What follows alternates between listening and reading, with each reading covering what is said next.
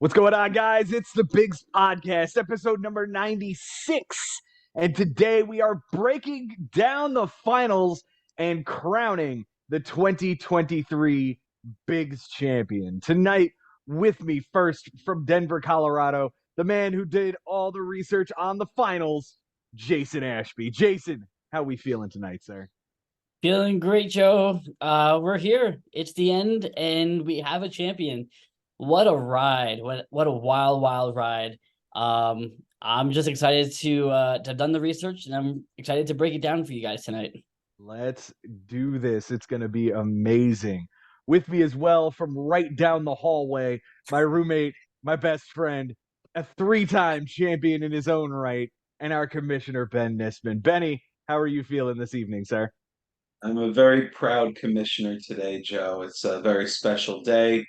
We waited a long time for this, yet it felt like a blink of an eye when we started, when we had draft day, when we were all together. And here we are to crown an extremely deserved champion. I couldn't think of a more consummate professional that exemplifies what it is to be a great competitor and a leader by example to be our champion. So I'm very proud and happy about it. And let's talk with the man of the hour. The man is too sweet to be sour this year. He is the new Bigs champion for 2023 and joining the very exclusive multi-time champion club, of which there are now 4 members. Mike Haber, how are you feeling this evening, sir? Feel great. I feel amazing. Thank you guys for having me on here. It's the first time we're doing a podcast and I'm not like constantly checking my phone for baseball scores. It's so stress-free. I love it. Um, and I'm proud, I'm humbled, I'm honored. I feel like I've been fighting for this second title for the rest of my life and I finally got it. So I am on cloud nine and to be able to do it and compete with my brother in the final week was an extra special honor that I didn't think I'd ever like. What are the odds that the two of us can meet in the final? So it was just something special, and I wish it was a little closer for his sake and for the family's sake. But otherwise, I'm so happy right now, guys. Mike, you set records this week that I'll talk about later, but you hit on it very well that you have been fighting for this second title for what feels like the last decade. And truth be told, you probably have. Benji, I know you have in front of you the history of Mike Haber's playoff appearances, and I think it's Ooh. important that we set the table for what this matchup was by talking about Mike's playoff history, because I was going to dive into this in the record book, but Mike, I've said it before, I've said it on other shows, until you had won this second title, you were kind of the Atlanta Braves, where, yeah, you would see you dominate the regular season and fizzle out in the playoffs. And yet didn't have the best record in the playoffs. I know that for sure. Benji, let's dive into this thing. What do you have in Yeah, front of you right absolutely. So I've got the entire history of Mike Haber in and out of the playoffs every single year since he joined us. And yeah, let's just go through this one year after the other just to see how the journey went and how we got here. So in his first year, 2008, he actually just missed the playoffs in the 7th seed. Ultimately, through the consolations, he ended up in the 8th seed, but with the team name is Ringhausen home? Question mark. That team just missed in 2008, and it was a learning experience for Mike Haber. He knew that this wasn't just your average fantasy baseball league. He knew that there was something special about this one, a little bit different. Maybe the first one with this many stats, with this many teams in it, but it was something that he definitely wanted to continue with and continue to learn. He did. In 2009, he did make the playoffs, and he was, in fact, the buy in that season in 2009 with the powerful team name Euclid is a bitch. He went down in the semifinals to one Dan Drobnis. We have High Morales, who ultimately lost in the final. 2010, he was back for the second straight year with the team named GGGO. Geo. Geo. Okay. I never knew what that was, and now I do. He got bounced in the first round from that champion from last year. His name was Matt Brain. He was Mr. Baseball and in parentheses champ. Little cocky, but anyway, he ended up in fact losing in the final and not going back to back. 2011 with the team named Jason Worthless. He goes back to the playoffs for the third straight year and loses to Joe Schubert with the team name the Smoke Screens. Oh, That I team remember that team. ultimately went down in the semifinals. Yeah, we could have actually gone through every single roster, but if we had the time, but we don't. Moving on to the fourth straight year in the playoffs. Yes, we are talking about 2012. He did have the bye that year. He won his semifinal matchup against Alex Eng, who was going for back-to-back. He stopped that from happening, and then ultimately winning in the final in a tiebreaker 11-11. Jared Weaver was thrown out of the first inning in game 162 of my team. That team named That's a Hair in My Glass. He lost in the tiebreaker to Kuroda with Lime. That was Mike Haber's team in 2012. Now we go on to 2013, where Mike Haber goes into the playoffs for the fifth year in a row. He was Kuroda with Lemon that year, switching it up slightly, and he was the bye. And he wins his semifinal matchup against Uncle Barry Nisman, ultimately missing out on going back to back here. He loses to Sweet Quato Mine in the final, 12-7 final. That was Greg Drobness. That was his final year in the Bigs. In 2014, yep, for the sixth straight year, he's back in the playoffs as Kuroda with Lemon. He gets knocked out in the first round to Uncle Barry Nisman. Sweet revenge from him, 11-8 the final. And then in 2015, Mike Haber is back. And he ultimately loses in the first round to Alex Lorenzo. 2016, he was Eggs Odorizzi.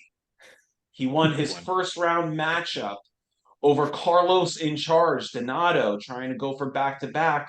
Mike Haber put an end to it, but then did lose in the semifinal to Buffin Uglas. We do know who that is. Yeah. 2017, he actually didn't make it that year. So that stopped this crazy streak that he had going of, what was it, 8 in a row? I think that team name Yeah, it was it. Arcia next year, right? Oh, okay. No, I don't have it in front of me, but Okay. I mean, you could very well be right. Yeah. Oh, he is right. Remember that one too. Yeah. So now we go to 2018, guys. So we're moving along here. And in 2018, he goes with the team name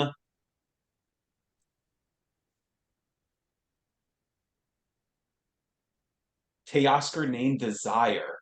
It's a great team name. He did have the I remember bye that year. And unfortunately, with a really, really strong team that year, he loses in the semifinals to Carlos in charge, Donato. Doing it again, coming back.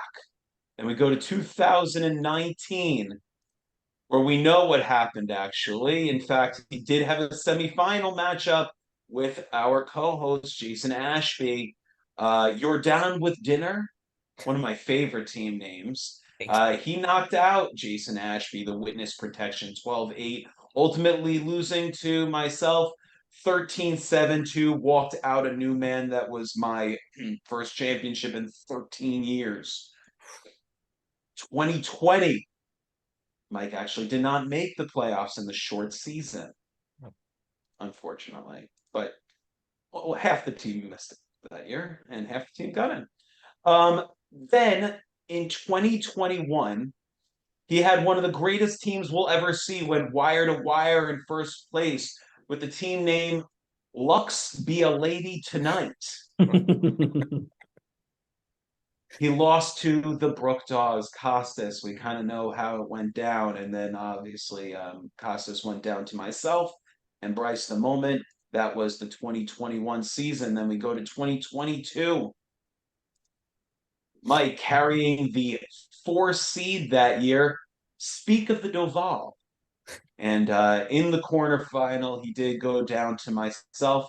Goodness, Gritchick, you scared me. I ultimately went down to Chris Levy, the Aaron Paul show. Now we jump to this season, guys, 2023. And yeah, we know how it all went down. Mike, this is an incredible history, incredible. And you should be really proud of it, man, because we just went through a ton of years where you were showing your name in the bracket consistently. And you earned it, man. You really, this is one of those years where, you can say that you went through hell and high water, a loss in the first week, kind of dealing with a tough Frank Bucco team in week 2, and you right the ship right there, and you really never looked back. I think the toughest matchup all season probably was against myself in that semifinal, of how close it is and a memorable one it was. But you did everything you had to get through that one and hold the crown. So congratulations to you, my friend. You were unbelievable, and like I said, a very well-deserved champion. Thank you, Ben. That was really awesome to revisit some of those team names and some of those magical years. What's crazy is that the 2 years I didn't make the playoffs, I remember exactly who I drafted in like the first 5 rounds. Those are the only 2 teams that I can think back and remember my draft, which is just really bizarre how that works out. But it's just kind of funny. I'll never draft, Ryan Braun, Billy Hamilton, and Anthony Rizzo and fucking team 2017. Yeah. I want to know what the beef is with Kevin Youkilis, because that broke me. I went through like a little phase where I thought that I went with puns, and then there was just like I hated the Red Sox so much. I think it was like the peak of the rivalry, and I was just like, I'm so angry at the Red Sox. I gotta just pick one player and like call him out. That was There you it. go. Yeah. Right. He was a Yankee killer too. Yeah, he was. It was the year after that I had a team name called Fuck You Randolph for Willie Randolph. So maybe you were kind of following up on that. Hey, this guy's willing to call out a freaking guy in the league. I can do it. I know I had a team name called Eat Shit Derek Lee. So yes, that's actually the same year as Isring Home. These are 2008. amazing. Yeah. Yep. I'm ready for Jason Ashby's angry team name. Oh yeah. Hopeless Endeavors. I don't think I have one. I'm not an angry person. Yeah, in that 2018, we got Eat Shit, Derek Lee, Fuck You, Randolph, and Kazmatsui's anus. Who's Kazmatsui's anus? Ari, before he was bumping uglies. Oh, wow. Wow. Well, if you remember, and more than likely you don't, Kaz Matsui was put on the DL for an anal fissure in the beginning of that season, which is why Ari felt the need to remind us of it all year. I think that guy had an anal fissure, and he also had a twisted testicle, like in the same career. Oh, that's a painful life. Yeah, that sounds like more than how many home runs he hit. I digress. We have sidetracked quite a bit here. Mike, coming into this season, man, your playoff record stood at 5-11. It wasn't stellar, but you, again, like Ben said, we're there every single year. It was just a matter of time before one broke through. So now you stand at the very, very convenient 7-11 for your playoff record, winning both matchups this year. Let's dive into this matchup now, Jason, now that we're 30 minutes in. Yeah. Look, it's obvious to say that this was a very exciting matchup to watch and to do the research for. This was everything that I was expecting from a brother. And look, up until Friday, it was really, really close. Friday, kind of everything turned on its head and it became kind of the blowout that it was. But even still, even with the blowout, there was a lot of close categories. There was a lot of maneuvering going on. And it was just really fun to watch. On Sunday, the only thing that changed was errors. John Birdie gave Mike an error, and that tied that category up. Otherwise, that was it. Close categories for the week. Mike wins by 3 doubles, a triple, 3 walks, and 2 homers allowed. Josh wins by 2 wins, and you guys tied in steals, errors, and losses. Mike, on your bench, you went 5 for 27. Wow, nice job. So, is it 186? Any other That's guesses? That's a good guess. I'll go with Ben's 186. It's a 185. Oh, It's a 185, 2 runs, a homer, an RBI, 4 walks, 12 strikeouts. Obviously, none of that plays because you won all the offensive categories except for the ones that you guys tied in.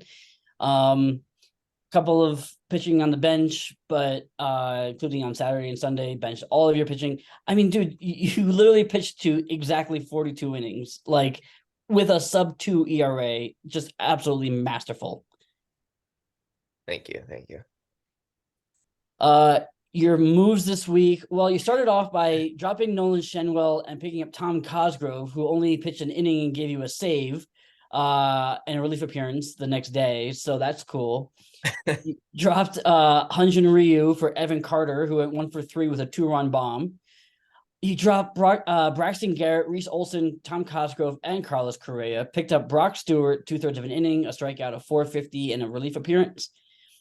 Dropped you added John Birdie, and he was part of that suspended game that I guess doesn't exist anymore. I don't really know what actually happened with that game in the stats from that game. I think they just kind of, They call it concluded at the end of the 8th inning. So anything that happened in the top of the 9th doesn't exist. is it okay? I wasn't sure if Yahoo adjusted it, but the next day, Birdie went 0 for 2 with 2 walks. And you also added Christian Encarnacion Strand, who went 2 for 5 with a homer. Then you dropped Evan Carter. That day, he went 0 for 4 with 3 strikeouts. And you picked up Will Benson, who went 2 for 5 with a triple, an RBI, a steal, and a strikeout. So your moves were just Fuck you, Mike Haber. Fuck you in the finals with those moves. Did you have these guys' individual phone numbers? Like, yo, Will Benson. Yeah.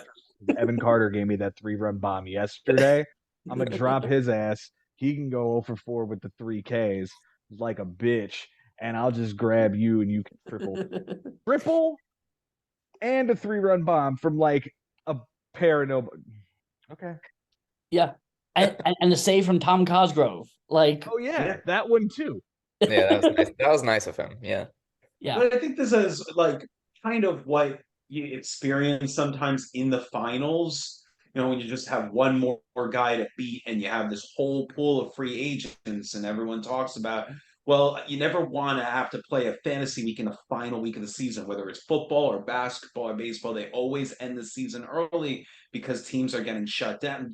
Certain players are getting shut down, or inconveniently, the rain could happen at the worst moment when you need to play. So it goes to show that you can still play in the final week with the right adjustments and the right outlook of what teams are still fighting for, what players do still matter, how can I get a save or a home run somewhere where I normally wouldn't. Like, that's what's kind of special about playing a week 25. And it's actually kind of funny about what you just said, Ben, is that, yeah, we had free agency completely available to the two of us.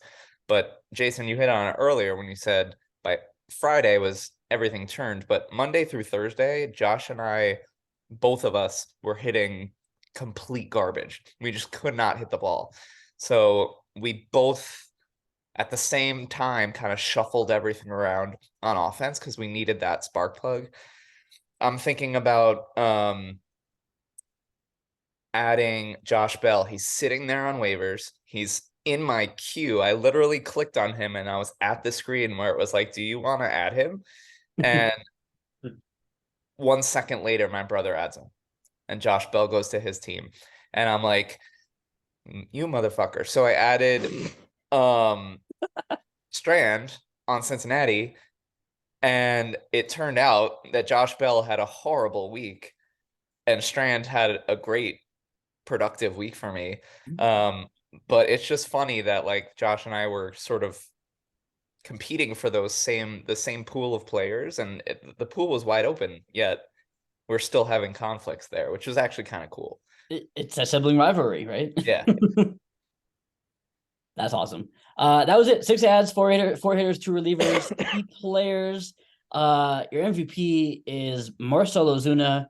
391 with a 462 on base, 5 runs, 3 doubles, a triple, 4 homers, 10 RBIs, 2 walks, and 5 strikeouts. Yeah, he had a season. Huh? Feel very eerie given a guy like Marcelo's who's the MVP of a big season of a final, right? Especially I was 100? really, really, really hard on him. Like I think that I gave some sort of speech about in an episode about how anti Marcell Ozuna I was and how I would never have him on my team. And he carried. Here we are. Yeah. 40 and 100 though? Like, wow. Yeah. And you only grabbed him in August. Yeah. And Josh had him. Yeah, anyone could have had him. Josh had him twice. Josh had him twice. Ari drafted him in the 23rd round. I think he was on Frank's team at one point. Maybe. He was on Frank's team. Yep. He was on Bobby's team and Josh's team twice. 40 and 100. That's insane. I did not know he went that off. Yeah. The entire Braves offense, everybody went 40 and 100. That's true. For your least valuable hitter, I'm giving to Cedric Mullins, 077 with 077 on base, just a run and a double and 5 strikeouts. Was this what you wanted here? Or is this a disappointment? Like 15 and 19? This is a disappointment. It is. Okay. I don't think he's on my like would never draft him list. Whereas I think Vlad may be on that list for me. Really? I mean, obviously if I could get him in a later round, sure, but this was my first pick. Mm-hmm. But like, does that, because I remember you saying the same thing about Matt Olson, and he's just gone on to hit 55 bombs and become an MVP candidate. Yeah, that's true. Mm-hmm. Well, for the pitching, which again was just absolutely like a piece of artwork. Like I want to hang this in a museum somewhere. I'm gonna give the Cy Young to Ryan Pepio, a 6-inning relief outing, a homer, a walk, 9 strikeouts, a 150 and a one whip. Like that's beautiful. How many appearances? Wait a minute, what? One relief. A 6-inning relief appearance. Yeah, he was the bulk guy behind an opener, and in Colorado, just didn't stop throwing in Colorado. You ballsy motherfucker! Beautiful. And I mean, trying to pick a Cy Young out of this, I guess it's Braxton Garrett, who you got rid of. 4 innings, a loss, 2 bombs, 2 walks, 2 strikeouts, a 9 and a 1.25. But I mean, yeah, everybody was really good, obviously. Shout out to Verlander and Kirby with their 14 and 1 earned run combined. Yeah. It was absolutely just spectacular. It's great, man. It's great. Yeah. For Josh on his bench, on the other hand, he goes 5 for 14. Oh. 342? 353. Huh? 353. I will go somewhere in the middle, 346. It's a 357. 357, 4 runs, a double, 2 homers, 5 RBIs, a steal, a walk, and 2 strikeouts. the majority of that all happened on Saturday. The only thing that would have played is the steal on Saturday, but in the day doesn't really matter. Yeah, because it was just You need to win the matchup, right? Yeah. yeah. But I mean, like all of those counting stats happened on Saturday. Like he went 4 for 8 with all of those stats on Saturday. The rest of the week was great. For his ads, he used all 12. He dropped Taj Bradley for Robbie Grossman, 0 for 1 with 2 walks. Dropped Grossman for Jake Bird, inning in a third and relief appearance. Dropped Connor Phillips for the aforementioned Josh Bell. For the doubleheader against the Mets, he went 1 for 7 with a walk and a strikeout. Ew. He dropped Phil Maton for Andrew Nardi, an inning, a save, a walk, 2 strikeouts, a 1 whip, and a relief appearance. Had the suspended game happened and concluded the way that it was looking like it was going to, he also would have gotten a win from that guy. Dropped Chris Taylor for Matt Wallner, 0 for 2 with a strikeout. He was part of the Saturday benching. Wallner, I was at the game on Saturday, the Twins and the Rockies, and Matt Wallner went off, but he was on Josh's bench. Dropped Lane Thomas for Cal Quantrill, 5 innings, a win, a bomb, a walk, 3 strikeouts, a 720 and a 180 against the Tigers. Dropped Caleb Ferguson for and Logan Webb for Brenton Doyle, 1 for 4 with 2 strikeouts. Dropped Carlos Rodon, Kyle Quantrill, Edward Cabrera, Lance Lynn, and Zach Littell for Joe Boyle. I don't even know what team he's on. 7 innings, a win, a homer, 2 walks, 6 strikeouts, a 386 and 057 against the Angels. I think he's on the A's. Yeah. And then he dropped Taiwan Walker, Boyle, and Lucas Sims on Sunday for Shintaro Fujinami, an inning, a walk, a 1 whip, and a relief appearance. Justin Lawrence, an inning, a walk, 2 strikeouts, a 2 whip, and a relief appearance. And Brendan Rodgers, who went 0 for 4 with 3 strikeouts, and Garrett Whitlock, who did not come into the game.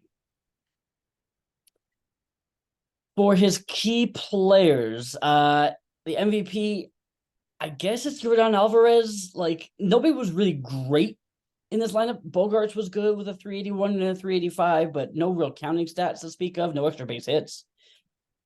Alvarez at least had a double, 4 runs, 2 homers, 2 RBIs. Nobody really stood out as like a solid week. Yeah, even Austin Riley with the triple and the 3 doubles. He has 9 strikeouts in the error. So like it was a kind of a mixed bag. The Josh Bell line was kind of weird. 2 doubles, 5 RBIs, didn't score a run, walked twice, 3 strikeouts. Like that was a weird line. The least valuable hitter is going to be Chas McCormick, who just hit 067 with a 125, a walk, and 5 strikeouts. The Cy Young is going to be Logan Webb because he was a Cy Young for his season. 9 innings, a win, 7 strikeouts, 1 earned, and 1 whip. And the Cy Yuck is Caleb Ferguson, who got 1 out, which was a strikeout. He gave up 108 and a 15 in 1 relief appearance. Yikes. Well, I'm surprised you didn't give that to Rodon. Yeah. That was a mess, bad, wasn't he? He didn't get an out against. Yeah, you know what? He kind of got lost in the stats because he had no stats. Right. He gave up 8 runs, I think, and didn't get an out the first inning. Yeah, that is pretty bad. Oh my goodness. That's the end. That was the end. Yep. That was it. Yeah. And I feel pretty good about that trade. Yeah. Even with Jazz getting hurt, right? Yeah, I still take Jazz over that. Guy's a mess. I wonder if he's even drafted next year. He's a net negative, like to have on your team. Like he makes your team worse. For this season, he made your team worse. Yeah. We haven't ever seen a brother versus brother final until this year. It's almost like WrestleMania 10 when Owen told Brett, "Brother, I got you, brother." Mike, I'm gonna give you this opportunity just to accept the championship here and consider this your coronation speech, man. It's been a long time coming and it's been well deserved. Thank you. I appreciate that. And you guys know how hard I work in this league, and how much time and effort and energy I put in and how passionate I am. And I mean, it's because of you guys, it's because of the league, it's because of my brother, it's because of everyone that makes this so much fun. Um, and I've got to give him credit also. Like, he put together a hell of a team, and they didn't perform this week. And I'm proud of the way I managed, but I'm not going to take anything away from him as a competitor, because like his team just didn't show up for him. Like, that's the bottom line. Offensively, I don't think he's posted offensive numbers that meager in a very long time. And his pitching didn't show up either. I'm not going to say it was easy, because it was not until Friday. Like, everything was close, but it on paper it looks like it was an onslaught, and you guys know what a competitor he is, and it's just an honor to fight with him. Um, he knew on Saturday, like early Saturday, maybe late Friday, and he still tried. He pushed hard, but this was extra special for me to compete against him in the finals. And I even said it to him, if I was like an inning away from competing against Joe. And I'm telling you that would have been so stressful, because every pitch I would have been hanging on, and not that I wouldn't have been thrilled for you, Joe, because I would have been happy for you, but there was just there was this air of peace about the week, where it was either going to be me or my brother that walked away with this. And there was something really peaceful and just sentimental about that. Because without him, I wouldn't be in this league. He's the one that kind of pulled me in the first place. So it's pretty awesome. And I you guys said it best. I haven't been able to get over this hump in a long time. And what's really odd about it is that in 2021, I felt like it was my best chance. Like, I had that team, I had that historic team, and I thought that was the year. I really did. And then this year, as you guys are aware of, every show that I've been on, I've been not so confident with this team. And so the ironic thing is that this is the year where I get over that hump. Um, the semifinal against Ben, I think, is something that I will never experience again, just because it came down to the last couple innings of the last game, and it was just like magical. And I know it was heartbreaking for you, Ben, in a lot of ways. So I hate that you took it so hard, but you got to beat the best to be the best. And I really do feel like I've competed with the best this year, and that's where I'm at. I'm so honored, so happy, and excited. So thank you, guys. Hell of a year. Benji, you got anything here? Well, first, just to one thing I'm happy that Mike brought up, because I was going to as well, is that I just don't want to forget to mention Josh on this show, and what an incredible season he had. One that we're always going to remember. He had his first playoff win. He had his first final. He won 2 playoff games this year. He had what I think is probably the greatest upset in our history of our league, when he beat Joe in the semifinal, and he just ran out of steam, and he ran into a stronger manager and a stronger team all season. Mike was the number one team, and he proved why. That being said, I did have some questions. One of them, and he kind of touched on it a little bit. Um, this is the first time in 11 years for you, the second in a dozen years. One, does it feel like it's been that long? Does it feel like 2012 and even 2013, when you were going for back to back and you went all the way to the final? Like, does it feel like that was almost like yesterday? Does that feel like it's been a really, really long time? Because you have had consistent playoff appearances. And you touched on it a little bit, of course, because of being in the final with your brother. But aside from that, and aside from the length of time, what else makes this one so special?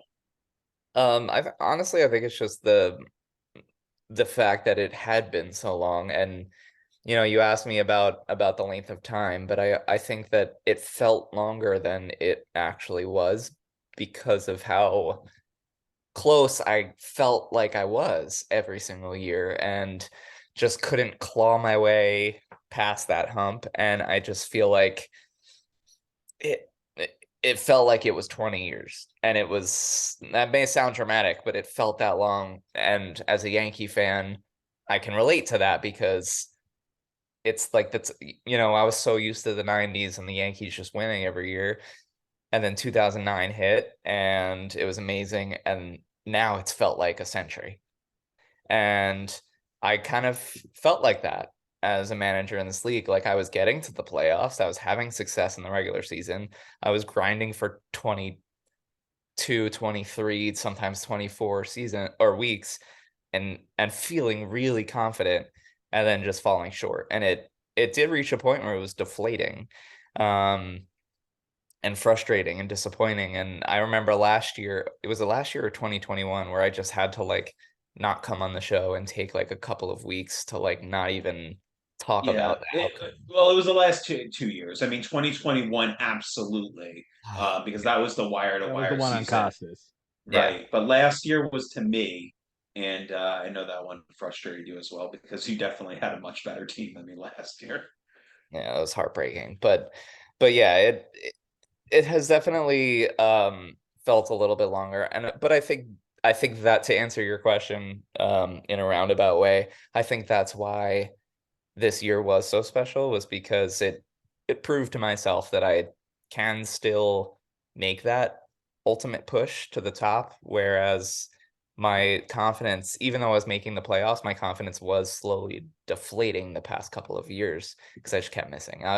Being the Atlanta Braves, it can't be a good feeling, you know?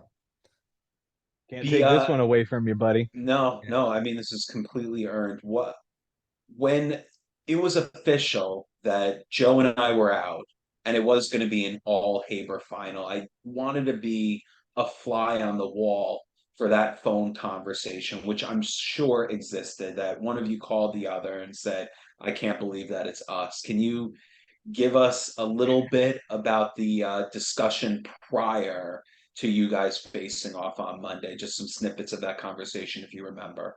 Yeah. I don't know how much I want to reveal. No, it, it's to have the head HQ, the Bigs HQ, as our two finalists, was something that it almost gave Josh and I like that extra incentive, that extra push to be like, you know what, these two guys, they're the center of this league, and if they make it to the finals, what does that say about our league? We don't, not that there's anything fishy whatsoever, but there's there was that extra incentive for my brother and I to be like, let's not let that happen. Let's take a stand here. It would be a lot of fun. It's the first time ever that we've really had the chance to go head to head in the finals. And so for us, we just like kind of gave each other that extra motivation, that extra push, like that whole week leading up to it. And it didn't feel like it was going to happen, because on Thursday or Friday of that week, you and Joe were both winning. And not winning big, but both winning. And so it was looking bleak. And I was starting to get a little like frustrated and a little run down and a little like, I do well every year, and for some reason this happens to me every year. I just fall short. Is it something that I'm doing? Do Ben and Joe have this like secret recipe that they put together for the playoffs, and it's just like, let's knock Habers out and poison them? And it just sort of felt like that on repeat. And I also like, if it was, don't take this the wrong way, but I'm being honest, if it was like against Jason, or if it was against like someone who hasn't been there over and over and over again, like a newer manager, I think that I would have had a little bit more peace and less stress. But I was like, we have to win, Josh. We have to. And there's nothing against you guys. I think it's almost a compliment to you guys that like, we have to get over this hump, and we have to like get to a point. We've never been this close before to the two of us. So If I could just interject, because I think yeah, what I think, and having not been there before, but I think the point is beating Ben and or Joe to get to that point makes it that much more special and that much more impressive of a feat. Yeah, beating someone like me or a rookie like Henry or Adam would have been fun, cool, whatever, fun. It's a win's a win, but beating these two juggernauts is special. Yeah, we Yeah, got I we mean, got 3 champions here and 4 champions there, and it's one over here, and if it was gonna be like that, and it was gonna continue like that. So yeah. sorry, Ben, I didn't mean to cut you No, off. that's okay. Yeah, I mean, I could say that the path to being a champion attributes to that nirvana. The Mm, fact that in 2019 it was Joe Schubert in the semis, Mike Haber in the final. Like I couldn't, break that 13-year curse even any better, especially because of what happened with you and myself in 2012, Mike. Like yeah, getting through that, the demons of Mike Haber was a big deal for me in 2019. And then 2021, yeah, I guess Costas was a little bit of an easier path, maybe based on his experience and the roster versus having to face Mike Haber in 2021. But I did have to go through Joe again in the semifinals in 2021. So mhm, to say, okay, 2 and 3 years, how to beat Joe in the semifinals in both years, like I can really put those two championships on my wall and be proud of. yeah, absolutely. And just to quickly, also, I just want to give a shout out to Josh as well. And I know this is something he's been proud of all season long, is that he never had less than 7 stats won in a given week. So even in a week that he lost, he had at least 7 stats, Nice. and he was very proud of that. So, and I think that is pretty respectable that he never lost, 13-6 or 14-5. Like everything was Yeah. close, even in weeks that he lost. So it was a really solid week or solid season for Josh. And it showed by making it all the way to the finals. And it's fascinating that he finally doesn't grab 7 stats in the finals. Like Exactly. that's when it Exactly. gets. Yep. That's where it It, ends right there. yeah. It was really fascinating too because he compared defeating Joe to defeating Ivan Drago in Rocky Yep. 4. And then he told me on, I think it was Saturday, he was like, I just changed my logo to Apollo Creed because I feel like Apollo Creed dying against Drago right now. So he was Rocky beating Ivan against Joe, and he was Apollo getting killed by Ivan. But I'll tell you though that I mean he can hang his head on the fact that he got to the finals the way he did. The way that he bested Bobby Russo in the first round with that mm, incredible ERA and that average, and he was facing against someone who was throwing really, really nasty numbers right back at him for him to sneak away through that round and then manage to kind of I mean you would think that after you have stats like that for a week, you're due to kind of drop a little bit, but he stayed hitting par and to do that against Joe just enough to get through that matchup. I mean, that's incredible to do yeah, that for 2 weeks. Like that was amazing. And I yeah, mean, and when you think about it, he kicked ass in week 22 against Ari. So you talk about like 3 weeks in a row to stay hot at the most important of times. So yeah, that is incredible. That is memorable. I think we will always acknowledge Josh for this particular season. We knew about 2021 how he finally cracked through after 15 years. But in his 17th season, he's a finalist. And now he only has one more hill to climb. And I have no doubt that eventually he will reach the top. yeah, for sure. I can't wait to see him in back in the playoffs again next year and back into into this fight that we know that he's destined to be a part of. It was Mike, going back to your point about just the sort of nirvana that came off of the semifinals wins, and that we knew that a Haber was going to be on the trophy.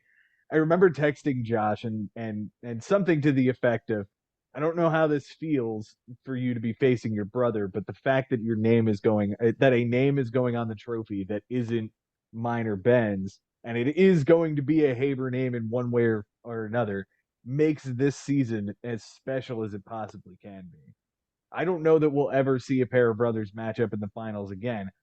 But the more brother tandems we have in the league, the better chances we have. Yeah. So if anybody's got a brother who's into baseball, there's your opportunity. Yeah, it's so. I mean, we've had as many as 4 pairs of brothers in our league at one time, but never brothers in the final. Brothers in the semifinals, but never in the finals. So this may never ever happen again. So we have to treat it as something that's a once in a lifetime for us And potentially. even if it does, this is the first time, Yeah, and there's it'll only always be be one the first. first. It'll always be Yes. always be the first one. So that's special. Have One you, question I Go Ben? ahead, Have Mike. you faced your brother in the playoffs? Yes, in 2015, the year you were in as well.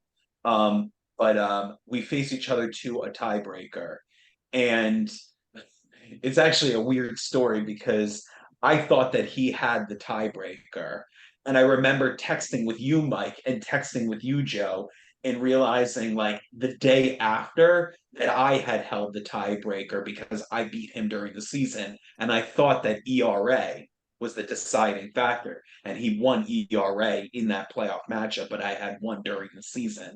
So I held the tiebreaker. And what's really scary about that whole thing is that I had told him through like Sunday, I said, listen, if it's a tie, you win. So as a result, he benched Andrew Miller because he had it won and he didn't need that relief appearance that would have taken that category. And if he comes in, he gives up like either a home run or takes a loss or walk given up, then he loses the matchup. So by logic, he would bench him. Now, I didn't know that he didn't have the tiebreaker. Fortunately, thank God, Andrew Miller did not come into the game. So it didn't end up mattering. But I know, like, for the rest of my life, if I had told him, you have it won, and then he gets the relief appearance on the bench and I end up winning that way, I would never have forgiven myself ever. So fortunately, he never came in. But that was the craziest thing that actually happened. I wonder if that particular thing contributes to why he hasn't won a relief appearance stat in now 4 straight seasons. Scarred him. Do you want to know when the last time he won a relief appearance stat is? He really hasn't won it in 4 years. 0 and 8, 0 and 22, 0 and 23, 0 and 22. 4 straight years he has not won that stat. Wow. Unless you want to count like the 6th place matchup he had in 2020 when somebody missed the minimum and Oh. he won it by default. Oh, but no one missed the minimum against him in 2020. No. It was like the 7th place matchup in the Oh, consolation part of the No, tournament, no, right? no, Like, no. yeah, that's something that doesn't matter. That doesn't. The last time Ari won a matchup that mattered in relief appearances was August 26th through September 1st, 2019. It was week 21 against me. how did that happen? I have no idea. That's the bigs. That's the bigs, man. That's the bigs. Well, if in your defense, probably at that point, it wasn't known that he wasn't chasing relief appearances like we know now. Forever. Right. And you had a playoff berth probably wrapped up by week 21. That too. Mike, congratulations on setting the largest margin of victory in the finals for the Bigs history. Oh, wow. 14-4, a +10 in the finals. Best margin of victory ever. A few more records were set on the season totals, and then I think we'll put a bow on the show, guys. The fewest triples in the season. Matt Losi, how many do you think he put up, boys? For the Oh. whole 13. season. Fewer. 7. 7. He nailed it. Wow. Bobby Russo also tied the most triples in a season at 49. And Mike Sherman shattered the record for most stolen bases in a season at 210. and has the best record ever in that category at 21, 1, and 2 ties. What was this year? That was this year. Who was on Wow. that team? Holy cow. Raul Acuna. Acuna. Oh, that's okay. That's all I gotta say. Among others. I got a question for Mike, just Yeah. because I know it's something that we're going to delve into a lot through the off season as we get into like what kind of changes should we make towards next year? What could make this league better? And I know that I wasn't on the show when you guys discussed inning minimum and everything. And Mike, we'll get into all of that at another time. But Mike, I wanted to know how you felt about having the 12 as like I realized you only used 6 in this past week. The one against me, you didn't need all 12. You would have had to use your 12 on that Sunday night game if your team didn't hit the way that they did. But did you feel like 12 was super necessary? Do you still like that number? Do you feel like it's it's the kind of thing where maybe we should move to 21 regular season weeks and cut the season short because these things happen. I mean, could something like that be avoided if maybe we go to 10 ads a week for the playoffs or 9 ads of the week? Do you think we could survive with that? Because it was seeming through the season that 12 ads might be overkill, but maybe not because we look at Josh Haber's matchup against Joe, and if there weren't 12 ads, Josh loses that matchup because of all the rain out. So it's a tough decision to make as a commissioner, but only those that went through the experience, through those matchups, through the finals, they have a better outlook on it than I do at this point. Yeah, there were a lot of things that you mentioned there. To touch upon the innings minimum first, I think that well, I also want to say in general, my pitching for the finals, that never happens. The fact that I hit 42 exactly and sat under an ERA of 2, I feel like that's the reason why I only needed 6 ads. And like it's rare that that ever works out in that way. It's really is rare in this league that you can hit 42 and do it under a 2 ERA. I think that obviously when in my semis matchup against you, I think it was 10 ads. And yeah, you're right. I probably could have used 1 or 2 more also.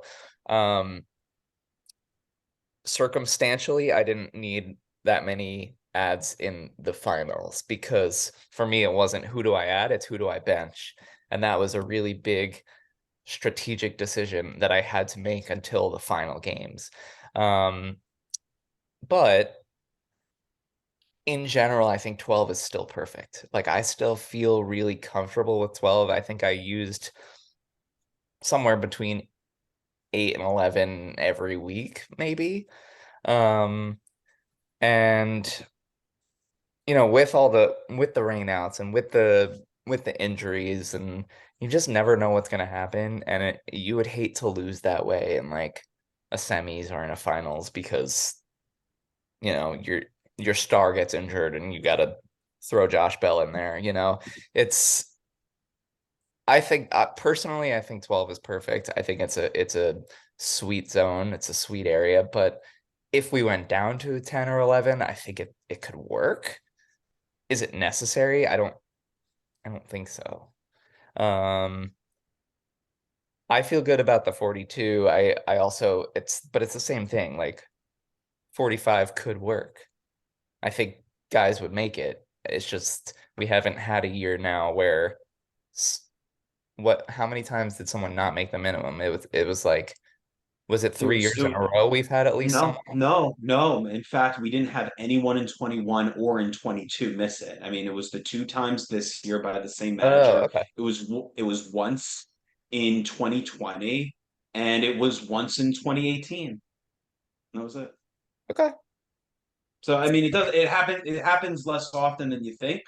Um, but I mean, I think if anything, yeah, it would go up. Like I don't think we need to drop it down. I think 42 is a pretty good number where you still are forced to start starters. Yeah. Um, but I think this league could handle 45. It's whether that's necessary. The ads thing, I am a little bit more concerned just because even though there are the aggressive managers like myself, like you, like Jason, like Joe Schubert, like Brian Lebo, um, there's, I wouldn't say half, but almost half that are using 8 to 12 per week, but then there are the others that are using 3 to 7, on average. So is that good? Is that okay? Does it give those that are more aggressive more of an advantage? Those are things that as a commissioner I have to think about, as well as um, a really tough one that's come to my attention and could be rectified, whether it's necessary or not. I'm not sure, and that's for the teams that are on a bye.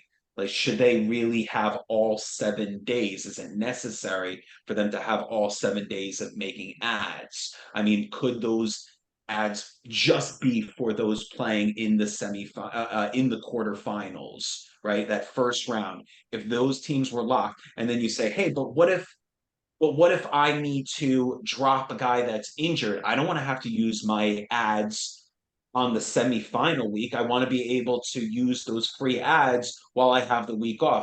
Well, how do you fix that? How about on Sunday?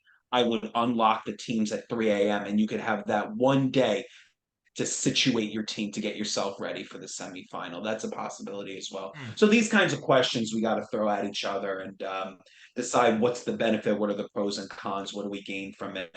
Because I'm always trying to make the league better, and this has been a special year. But I'd be a horrible commissioner if I said like this is perfect the way it is. There's no reason to change it. It could never get better. Like no, I think I'm always learning as a commissioner, and I always have to try and take strides and make new changes to make this more beneficial for all of us. That it's an advantageous scenario for all of us, no matter what, and no one is the back burner because of a silly rule or they can't get in and can't get around. Yeah. The only thing I would say to what you just mentioned about the buys is it special enough to get a buy just to bypass the first round? Is that enough of an incentive to really, really, really go for it? I I don't know. There's something about getting the buy or pushing for that buy because you have 7 days to like have at it at free agency, and there's no penalty, there's some. I just feel like there's that extra incentive there of like, I'm in the third spot, I gotta push for that second seed because I want those 7 days where I can use 12 ads for free. I don't know. I don't know if that's What if it's I don't want to say if it's like intentionally trying to screw over a manager, but it could be done unintentionally or intentionally when a manager that has the buy doesn't want to see a particular manager advance into the next round. He could theoretically block them, but he couldn't if he only had his ads on Sunday or Saturday and Sunday. It would be harder. It's I'm a just throwing it out there, I being would devil's think it'd be advocate. easier. I think it'd be easier if you opened it up Saturday and Sunday, because then you No, know what that just guy's gonna Sunday. have Let's to. just say Hang on, theoretically. then Let's just you say Sunday. okay. So if it's just Sunday, you know what that Yes. guy's gonna fight for. Yeah. You know what if in your scenario where somebody's trying to block a manager from getting to the semis on the bye. Yes, you could say, okay, you know exactly what stats that guy needs, but there's definitely a difference between being able to do it for one day and being able to do it for all seven. Oh, no doubt. Like, I mean, that's for sure. I mean, if your argument is it's a better, more, there's even more of an advantage to screw over someone if they have just one day to do it. I don't agree with that. Okay, fair enough. There's a lot of things that we're going to be talking about this off season, guys. We've got a ton of things lined up. Record book is going to be episode 100. We've got 3 more to go until that. This has been an unbelievable season, and I am so proud to once again crown the 2023 champion as Mike Haber. Mike, thanks so much for being here tonight, man. Yeah, of course. Thank you again. Really appreciate you guys giving me this forum to talk about it and brag a little bit, but it's worth all the hard work, and it's super exciting to finally reach this point for the first time in 12 years, 11 years. So First and 11, second and 12. Yeah. yep. So I'm thrilled. Thank you guys again. Jason Ashby, thank you so much for doing the research on this one, man. We really appreciate you. Yeah, look, doing the research to me is like having a front row seat to that Brett Owen matchup in WrestleMania. Like it just made it that much more fun to watch, and being able to be into it. I also just want to give a quick shout out to our good buddy Adam Lowenstein for kicking me out of the consolation bracket trophy and taking that championship. So I got my eye on you, Adam. We'll see you in 2024. Commissioner Ben Nisman, thank you once again for a wonderful season. We love what you do, and we appreciate you being the reason we're all gathered together.